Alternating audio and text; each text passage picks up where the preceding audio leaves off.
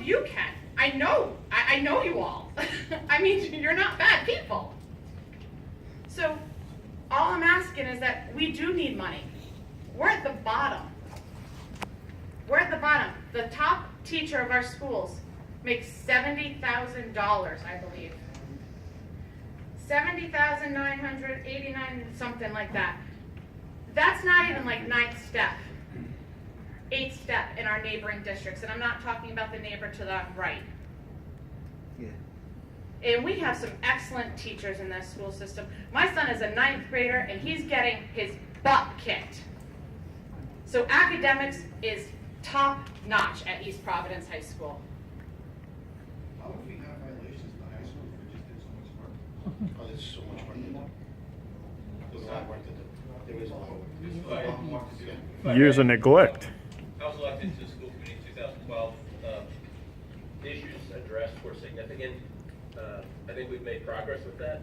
Have we? Long way to go. The reality is, and I wish I had a better answer for that. These problems were created over 15, 20 years. You are not. We don't have the flexibility in our operating budget to fix them. Just like the fire department, you can't buy them something. You have to lease them something. I mean, You have to see. You have to fix what you can fix when you can fix it. My hope is, as the city's financial condition improves and we have some bondability, some of these items can be addressed. I think Governor Raimondo's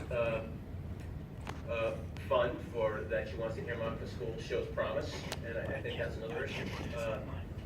It's my point, and people know me probably said, but when you don't invest in the infrastructure, there are consequences for that, and that's what we've done. And that's my major problem with this budget. It's let's keep the tax rate zero, let's cut the thing, let's kick everything down the road. It's not a plan. That doesn't solve anything. That's not the best interest. And I think the conditions of our schools are something that's created over 15, 20 years. We're not going to solve that in one budget cycle. And I think people like Jessica and Tony Ferreira, invest their heart and soul into trying to fix those problems. The reality is our needs are greater than our financial capacity. And we've just got to be smart and utilize it, do the best we can with the purse strings that we have. And it's my hope that we make incremental, steady improvements that are going to improve the condition of our buildings. But the high school is 60 years old. I mean, you got a construction person, they probably say it's approaching the end of its useful life.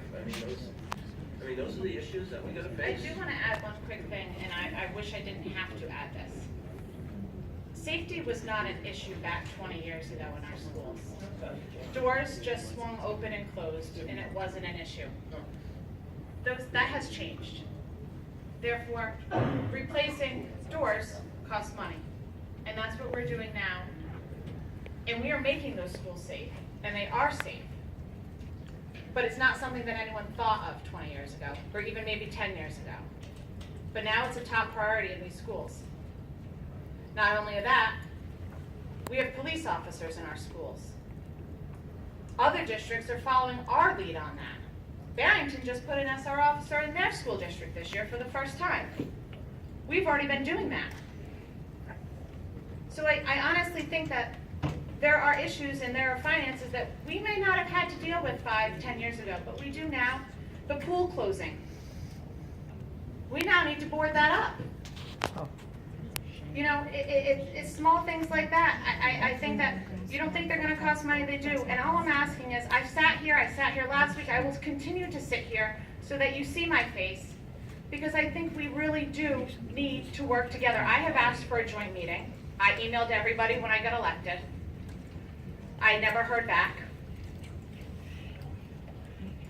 I think that we can do this, and I appreciate it, and I strongly encourage that we do, and I strongly encourage that if there is a tax increase, and if that's what needs to happen in order for the school and the fire and whomever else may need money, that you tell the people where the money's going, because as a fundraiser, people will pay if you tell them where you're going with the money.